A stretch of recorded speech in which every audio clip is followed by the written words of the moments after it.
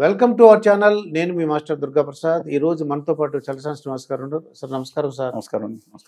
Sir, కవిత గారు recent అంటే మాజీ ముఖ్యమంత్రి, తెలంగాణ మాజీ ముఖ్యమంత్రి కేసీఆర్ గారు అమ్మాయి కడిగిన ముత్యంలాగా జైలుకి వెళ్తూ అంటున్నారు. మరి కడిగిన ముత్యంలాగా నేను బయటకు వస్తాను, నేను ఏ తప్పు చేయలేదు, ఇది పొలిటికల్ మోటివేటెడ్, ఇది ఒక మనీ ల్యాండరింగ్, పొలిటికల్ ల్యాండరింగ్ కానీ మనీ ల్యాండరింగ్ కాదు అని. ఒక తెలుగు బిడ్డగా ఆవిడ కడిగి ముత్యంలా బయటికి రావాలని కూడా ఆశిస్తుంది. తప్పే ఉందని పాయింట్ ఒకటి. రెండు, ఇంకో మాజీ ముఖ్యమంత్రి గారి కుమార్తె కేసులో అరెస్ట్ అయ్యి జైలుకి వెళ్ళారు. కనిమొళి గారు అంటారా? కనిమొళి గారు, అండిపట్టి రాజా గారు సిట్టింగ్ మంత్రి. అప్పుడు అధికారంలో ఉంది ఎవరండి కేంద్రంలో? కాంగ్రెస్. డిఎంకే తన భాగస్వామి పక్షం. అప్పుడు కరుణానిధి గారు బతికి ఉన్నారు కదా, ఆయన్ని ఆయన కుమార్తెని జైలుకి పంపించారు ఆరోపణలు వచ్చిన. ఇలాంటి పరిస్థితి మన కాంగ్రెస్ పార్టీని, అవినీతి పార్టీ అన్ని చిన్నప్పటి నుంచి అనుకున్నాం, కానీ ఈ ధైర్యం సుఖరామ్ గారిని జైలుకి పంపించారు. కుంభకోణాలు ఇంకా ఈ బీజేపీ మాత్రం అందరూ కడిగిన ముత్యాలు, సత్యహరిచంద్రుడు తమ్ముళ్ళు అందరూ ఆ పార్టీలో ఉన్నారు. నీతి నిజాయితీ నిలువ. ఎంత బాధ కలిగిందంటే, కవిత గారు అరెస్ట్ అయినప్పుడు మేము తిరిగినప్పుడు ఎక్కువగా ఆవిడ మీదేం సింపతి రాలేదండి. మీరు కనుక్కోండి, ఎక్కడన్నా సార్ తెలంగాణ, మీరు నిజామాబాద్ వెళ్ళండి, లేకపోతే వరంగల్ వెళ్ళండి, వెళ్ళి కనుక్కోండి. అయ్యో పాపం, ఎందుకని ఒకళ్ళిద్దరు మహిళలు మాట్లాడుతున్న మాట వస్తాం, మిగతా వాళ్ళు ఎందుకని నాకు తెలియదు. అదే కేసీఆర్ గారి మీద కానీ హరీష్ రావు గారి మీద జరిగితే డెఫినెట్గా బ్యాక్లాష్ అయ్యేది, డెఫినెట్గా. కానీ తర్వాత రంగంలో నేను చూస్తే ఆవిడ కేజ్రీవాల్ గారిని, మనీష్ సిసోడియా గారిని వేయటానికి ఒక గన్ను ఎక్కువ పెడితే మోడీ గారు ఆయన కంట్లో నర్సులు జరిగితే నరక యాతన పెట్టారు వాళ్ళని. మనీష్ సిసోడియా గారు ఇంతకుముందు చెప్పాను, బోర్డులు పెట్టారు. మనీష్ సిసోడియా గారు అంటే ఈ దేశంలో కొంత స్కూల్స్ అభివృద్ధి అయినా పీక్ లెవెల్స్ తీసుకెళ్లారు. ఎమ్మెల్యేలు పెట్టారు ఏమని, ఈ ప్రభుత్వ పాఠశాలలో సీట్ల కోసం మమ్మల్ని రికమెండేషన్ అడగద్దు, కాబట్టి ప్రైవేట్ పాఠశాలలు ఇప్పిస్తాం. అంత అద్భుతమైన స్థితికి పాఠశాలను తీసుకెళ్తే దేశ విదేశాల నుంచి కూడా వచ్చి చూసుకుంటూ ఉంటే ఆయన కేసులు తీసి సంవత్సరం నుంచి లోపలేశారు. కేజ్రీవాల్ గారు నరకయాత్ర పెట్టి లోపలేశారు. ఆయన తప్పు చేశారా తేలేదని చెప్పడానికి నేను, మీరు, మన ఎవరు ఇక్కడ నిష్ణాతులు కాదు. చేసి ఉండొచ్చు, ఏమో చేయకపోయి ఉండొచ్చు. నేరస్తులుగా వాళ్ళు నిందితులు తప్ప నేరస్తులు కాదు, శిక్ష పడలేదు. ఇలాంటి నేపథ్యంలో ఆయన బరిడి కోసం ఎక్కువ పెడితే ఒక గన్ను, ఆ గన్ను వచ్చి ఇక్కడ కేసీఆర్ గారి దగ్గర వీళ్ళకి తగిలింది. ఈవిడ లోపలేశారు. ఎప్పుడు శరత్చంద్రారెడ్డి గారిని, విజయసాయి రెడ్డి గారు తాను లడ్డు గారు తమ్ముడు, ఆయన 6 నెలలు జైల్లో ఉంటే ఒప్పుకోలేదు. నువ్వు ఒప్పుకోకపోతే ఇంక 10-20 సంవత్సరాలు జైల్లో ఉంటామన్నారు. ఏమన్నారు తెలియదు. ఆయన ఒప్పుకునేలా చేసి కవిత గారి మీద ఫ్రేమ్స్ చేసిన తర్వాత వెంటనే బెయిల్ వచ్చేసింది దానికి. ఆ తర్వాత 50 కోట్లు 60 కోట్లు ఎలక్ట్రల్ బాండ్స్ వెళ్ళిపోయినాయి కంపెనీ నుంచి బీజేపీకి. ఇది ఏమనిపిస్తుందండి ఇదంతా? బీజేపీకి ఆ రోజు శ్యామప్రసాద్ ముఖర్జీ గారు నిజాయితీ పరులైన, ఈ దేశం కోసం ప్రాణం పెట్టిన మహానుభావులు ఉన్న పార్టీ వారసులు, వాజ్పేయి గారు ఉన్న వారసులు నిజమైన భారతీయ జనతా పార్టీ అనుకోండి. ఆ పార్టీని నమ్మే వాళ్ళు ఎవరు దీన్ని హర్షిస్తారా? లెట్ us బి హానెస్ట్ అండి. వాళ్ళు ఇంకోటి కూడా చెప్తున్నారు, కవిత గారు లోపలికి వెళ్ళారు. ఆ రోజు రాజాది రాజమాతాండ, సద్గుణ సంపన్న, కనకం అంటే బంగారం అంటే అసలు ఇష్టం లేని దూరంగా ఉండే సామాన్యుల్లో సామాన్యుడు, నీతి నిజాయితీలకి ఈ ప్రపంచంలోనే మారుపేరు, ఆయన్ని దండలు ఇచ్చి ఆహ్వానించారు. ఎవరో వ్యక్తి దేశంలో ఎవరండి? కవిత గారిని జైల్లో పంపించిన రోజు, అదే రోజు బీజేపీ ఇక్కడ మన మోడీ గారిని కాదు, సద్గుణ సంపన్ను కొత్త ఆయన పార్టీలో చేర్చుకున్నారు. ఆయనకి బంగారం అంటేనే గిట్టదు అసలు. సింహాసన సంగతి ఉంటుంది. ఈ ప్రపంచవ్యాప్తంగా 70,000 కోట్లు కుంభకోణం చేశారంటా ఉంటారు ఆయన. ఎవరు? గాలి జనార్దన్ రెడ్డి గారు. జైలుని వీళ్ళు లోపల గాలి జనార్దన్ రెడ్డి గారు పార్టీలో చేర్చుకుని వాషింగ్ పౌడర్, నిర్మా, సాఫ్. ఏంటండి ఇది? ఏమనుకుంటున్నారు?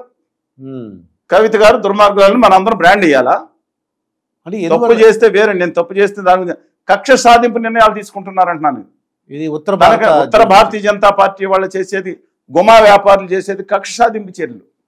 పార్టీని కానీ అక్కడున్న భారతీయ జనతా పార్టీని ఏమన్నాండి, నితిన్ గడ్కరీ గారు కానీ రాజ్నాథ్ సింగ్ గారు కానీ ఎందుకు తప్పడతాను? గడ్కరీ గారు వెంటనే అడిగిన వెంటనే ఆంధ్రప్రదేశ్కి ఏం న్యాయం చేయాలన్నా ఫైల్ పెట్టండి అంటారు, లేకపోతే ఆ నిధులు విడుదల చేయమన్నా ఏదోటి.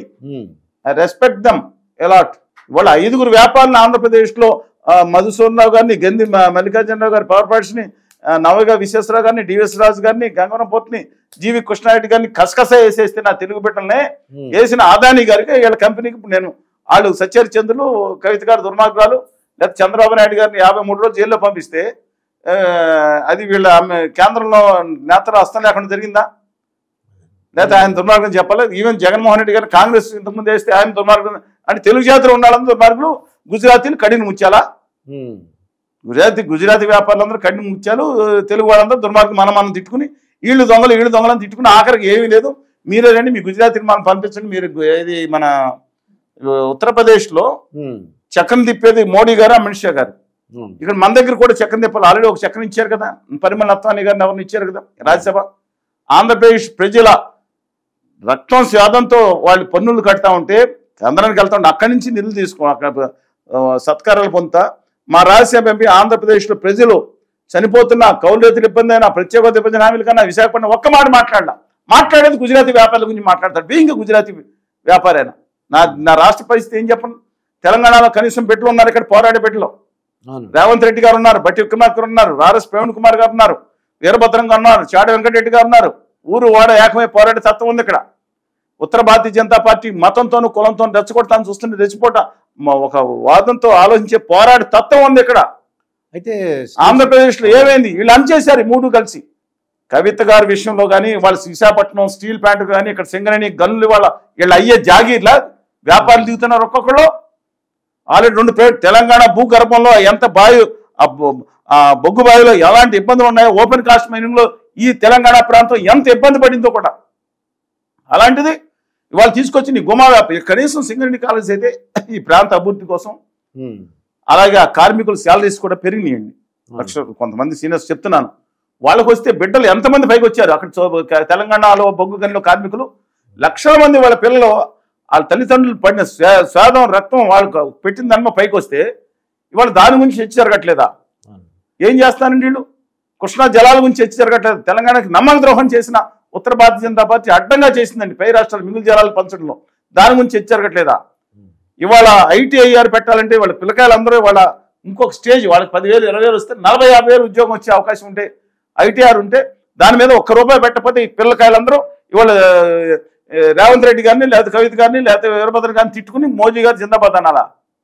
వాట్ ఈస్ దిస్ అండి? అయితే అది నేను చెప్పిన దాంట్లో తప్పే ఉందో మాట్లాడమనండి. కరెక్టే అండి. మీరు చెప్పింది ఏంటంటే, నేను అడిగిన ఇంకో విషయం ఏంటంటే, కవిత గారి అరెస్ట్ వల్ల బీఆర్ఎస్ చెందిన ఎంపీలు ఇప్పుడు గెలుపు ఓటములు ఎలా ఉంటాయంటారు? డెఫినెట్ గా ఇంపాక్ట్ పడుతుంది. ఆవిడ ఇది నైతిక స్థైర్యం దెబ్బతీస్తుంది. బీఆర్ఎస్ ని ఫినిష్ చేయడానికి బీజేపీ ఆడుతున్న ఒక వింత నాటకంలో భాగం. ఎఫెక్ట్ ఆ రోజు అరెస్ట్ చేయరు, ఎందుకని కాంగ్రెస్ రాకూడదు, ఇద్దరం బాయి. అప్పుడు బీఆర్ఎస్ వాళ్ళు కూడా సరే మనకెందుకు వచ్చింది కూడా మన మీద రావట్లేదు కదా, కాంగ్రెస్ చేసేద్దాం అందరం కలిసి అనుకున్నారు. వాళ్ళు వచ్చి వెళ్ళేసారు అంటే వేసేసారండి కాదు, చిచ్చర్ పిడుగులో వచ్చాడు రేవంత్ రెడ్డి.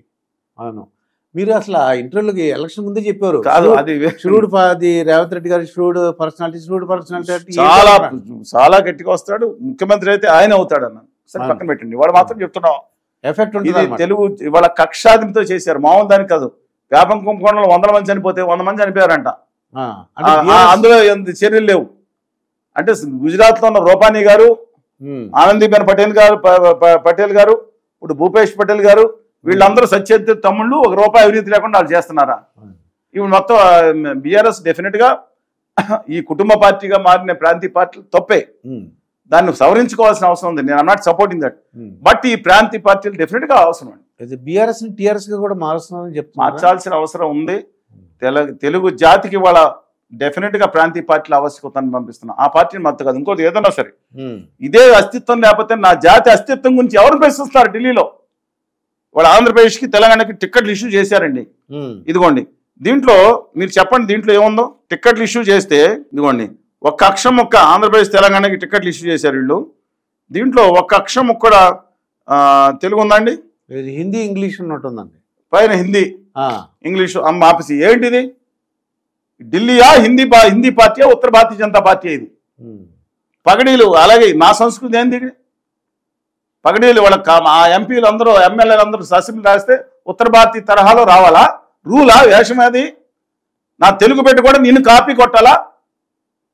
నువ్వు పరిశాల నుంచి కాపీ కొట్టావు నీ సంస్కృతిని, అదే హిందీ సంస్కృతి అంటావు. హిందీ సంస్కృతి నా తెలుగు పెట్టాలా? ఏమి రుద్దుతున్నారండి వీళ్ళు? అబ్సల్యూట్లీ వాళ్ళు చెప్తున్నారండి. సాంస్కృతిక పరమైన దాడి కూడా జరుగుతుంది. ముందు తెలంగాణ ఉద్యమం చేసి కేసీఆర్ గారు కోస్తా రాయలసీమ మీద పడ్డారు. అన్నం తినేది మన అన్ని ఒకటే, రాగి సంగటి అన్ని తినేది జొన్న మనం కూడి తింటాం, పదాలో తేడా ఉంటుందేమో. ఇవాళ మొత్తం సాంస్కృతిక పరంగా కూడా దింపేశారు, సంగీత దగ్గర నుంచి అన్ని కూడా. ఇదండి బీఆర్ఎస్ మీద ఎఫెక్ట్ ఉంటుంది. కవిత గారు అరెస్ట్ అంటున్నారు. మరొక వీడియోతో మీ ముందుంటాను. మీ మాస్టర్ దుర్గాప్రసాద్.